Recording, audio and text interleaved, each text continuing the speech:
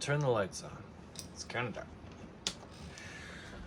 Oh, a couple more lights. I just wanted to make a video on some of the modifications I've done to this TRX-4 Bronco. A lot of them just being changes to like the factory stuff, so free mods. Some of them have not been free, but they've been relatively affordable.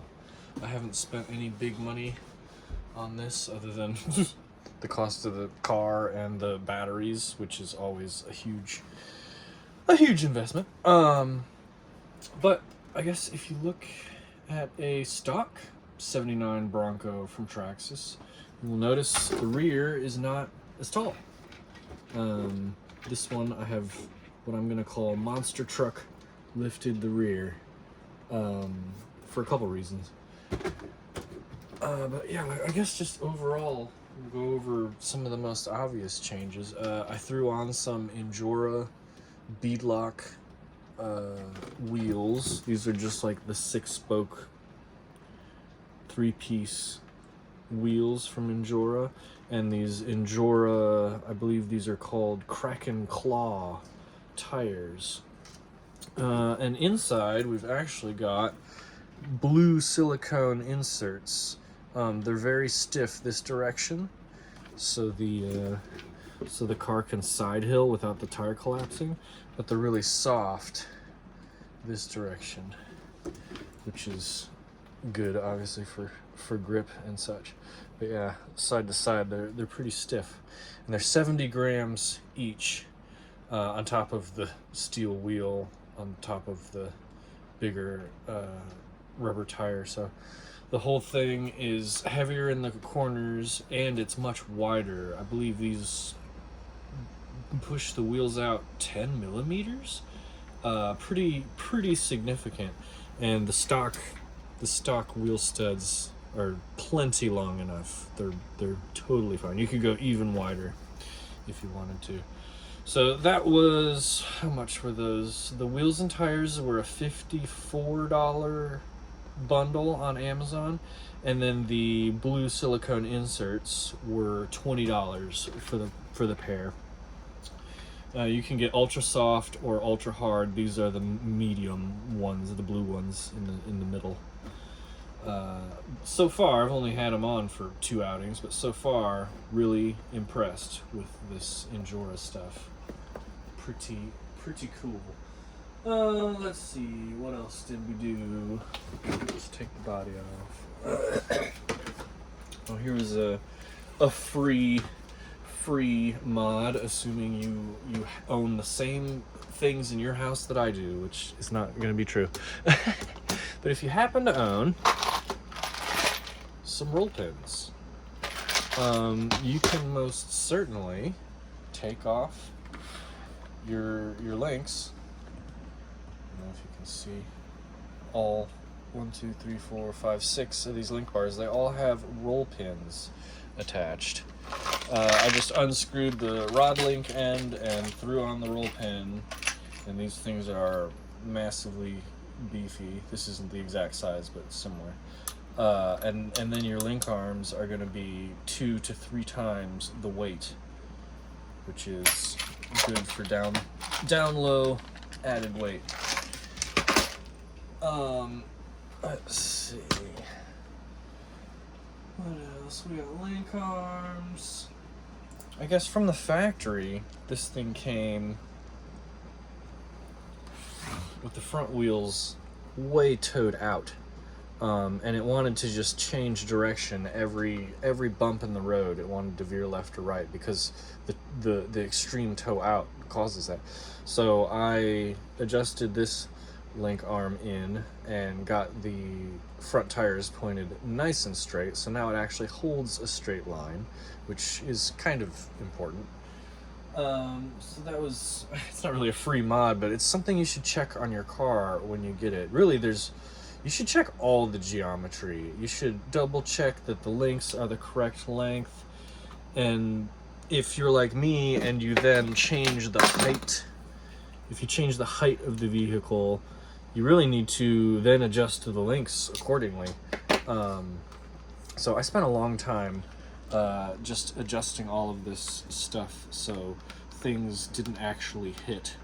And I'll go into a little bit more detail on what I changed. Something pretty obviously, I've added these brush guards, front and rear. I swapped the front one for the rear one, and then I flipped them upside down, and I'm using this as a front bumper and the rear one as kind of a rear brush guard. Those are pretty good investment, I do believe, only because they really save wear and tear on the plastic bits that are just slamming into rocks, and saving your skid from when you high center. I also added these steel rock sliders, and these take a beating both from the side and from underneath. So also a really good investment. The steel seems to slide better than the plastic. I've heard both. People online say, oh, the plastic slides better, and then the next person says, no, the steel slides better. It really depends on what the rock is, how wet it is, how dry it is, how sandy, everything. Anyways. But that brush guard kit is $34. I intentionally broke the two floorboard runner ones because I didn't want all this extra added weight of the metal on the floorboards, so I just snapped off the front bits so that they act as like front bash guard pieces, and then I saved a little bit of weight. Something that everybody does that I think everybody already knows. You flip your bumper mounts upside down, right? So your bumpers are higher. You get a better ground clearance. And then something I did to the rear, I mounted that little fake rear bumper on the body. I just drilled some holes, added screws, and threw this piece of tape on. And then now, when I put the rear on, the body actually slips over this post, and this post rides on the inside, acting like a really good bash guard. There's no flex because there's a large piece of plastic attached to the frame right there. So it's like a hidden bash guard. You still get your fake bumper, but it's riding significantly higher and more tucked in, so you don't get caught up on stuff. Oh, and I guess you might have seen it in the very beginning, but obviously that front bash guard has turned into my front bumper of sorts. And I added this chain, and I threw a bunch of roll pins on here for added weight and just looks. Maybe you'll notice this is a magnetic headlight. Doesn't look as good as the LED kits in the headlights with the turn signals and all that, but this was free and easy, and it works. And when it's smacked, you just throw it back on there because it's magnets. But yeah, that was another, for me, free mod because I had this. And maybe you saw the other light on the rear, which I'm just using as like a rear. This is also just a bicycle light I bought at Walmart years ago that I really haven't been using, so now it's my rear trail light at night. They're both rechargeable, USB. They really don't weigh anything, and like I said, they were free. That's the name of the game. Let's see. There's a lot of little things I did that everyone does that I'm not really gonna bother mentioning. I say that I flipped the shocks. Everybody seems to, not everybody, but it seems to be a pretty common mod. You flip the shocks. You get the metal part on the bottom, so more weight, down low, lower center of gravity. That's the whole name of the game. I'm using 10W40 oil in the shocks, which seems to work pretty good, and the black shocks, not the red inserts. The blacks work a little better, I think. And then I did the pen spring mod on all four, and if you don't know what that is, please Google it because I'm not going to explain it very well. but you essentially put a pen spring on the inside of the shock. You lose a little bit of travel, but the shock will suck itself back down at full extension when you're side hilling, instead of just rolling over, and your side hill experience should be better. It seems to have made a big difference on my side hill behavior, the way that the car actually reacts and how much body roll it has. It really cuts it down. Let's see. Oh, here's something I did that now it's kind of unnecessary, and I'll move this light to show you better. But when the car was at stock height, it was very necessary. This mount, if you look at a stock one, is directly under this post. It's about 1 inch or 2 inches further up. I scooted it back. You can take some of the screws out that hold it in, scoot it back, just reutilize those same bolt holes. You don't use all the screws, but this thing is solid mounted in here, and it's locked in with this, so it is not going anywhere. You don't need 6 screws to hold it in. The whole point is, at stock ride height, when you fully compress the rear, the top of the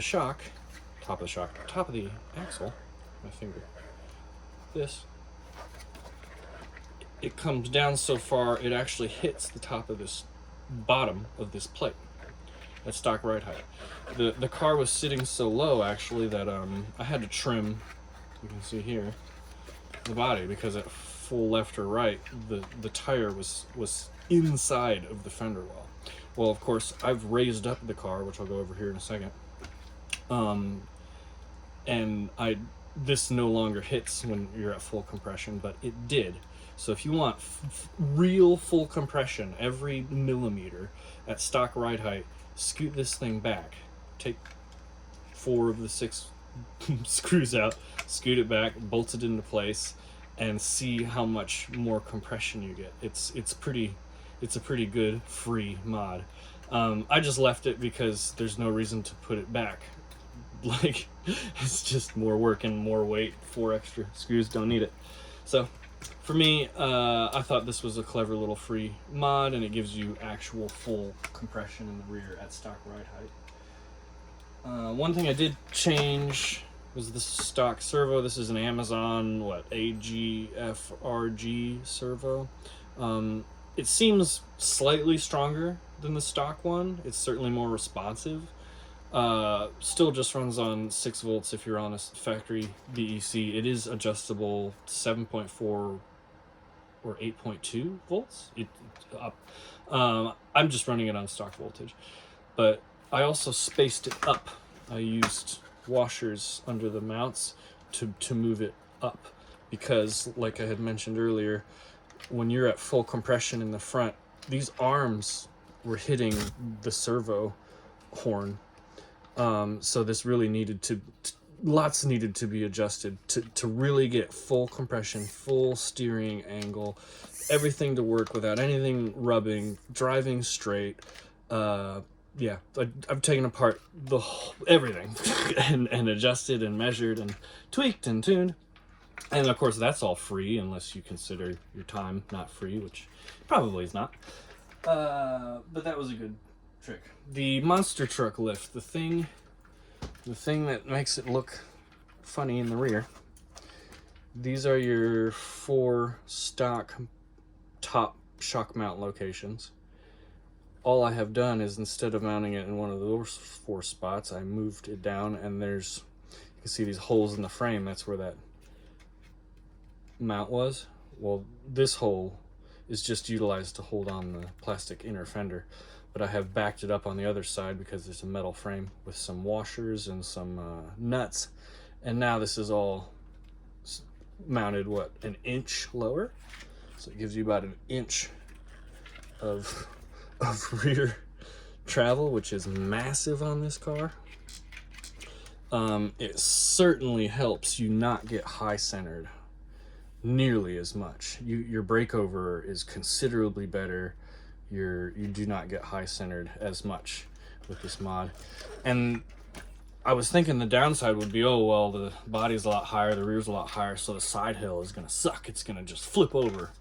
It does not, though, because of the added roll pin weight, brass diff covers, just really heavy wheels and tires, 70-gram silicone inserts, wider track. So all of that combined, raising up the rear 1 inch, did not lose you or me any side hill. It's significantly better than stock. And the stock tires and wheels are cute. I like the way they look. The tire, the country, whatever they are, the stock Traxxas tires, they're not bad at all. But these just perform better, and the wide track is probably really the biggest difference. Remove the battery tray. You can put your battery. I use 2S and 3S. Here's a 2S. You can mount it here. I Velcroed just over the post, and that holds it in. You could stick it there. You could stick it there. You could stick it there. You could put the stock tray back in. There's no reason you couldn't put it back in, and you could just stick it there. So what is that? 1, 2, 3, 4, 5. There's probably even more. 6, I don't know. You could mount the battery in many locations, and if you want to relocate all your electronics, you could mount the battery in one side. Or hell, you could mount 2 batteries and run 4S if you really wanted to upgrade the whole car. There's a lot of good design in the frame on these Traxxas. Well, I guess there's lots of similar brands that are designed the same, but point being, you can put the battery anywhere. Do not be limited and think, oh, I have to buy something, or you don't even have to 3D print something. You just get some. I Velcro tie so many things. And then the last change, I'm definitely forgetting things, but I added the pinion gear, the bigger one. I forget what it's called. There's like the pinion in the other one. Well, the other one, the bigger one, is plastic from the factory. Sits in here. I got their hardened steel, one of those. It makes the whine of the gears a little bit louder because you're metal on metal instead of metal on plastic. But I think the strength is better, and it certainly performs just as good. I didn't lose anything. So I think that's all the changes I've made. I think one of the key points of this video I wanted to make was really go under your car and squish things around, turn the wheels, make sure everything works without binding. Make sure when your servo's on and you're testing the steering, it's not like if you go end to end and it's rattling and shaking, your endpoints aren't set. So just measure things, be meticulous, and you can get this car running so smooth. And you can do cool, unique stuff to it without spending hundreds and hundreds of dollars. You don't have to go. Just Google, get creative, start just adding roll pins to things for extra weight. I've probably added 12 roll pins. Well, I don't know, 1, 2, 3, 20 maybe. So many roll pins for just added weight down low, and I just tacked them on to metal parts of the car. It's not a very good angle. Yeah, you probably made this video way too long. Do I even have my light on? Oh, I don't. Hey! I should have had this light on. Yeah, I think that's everything.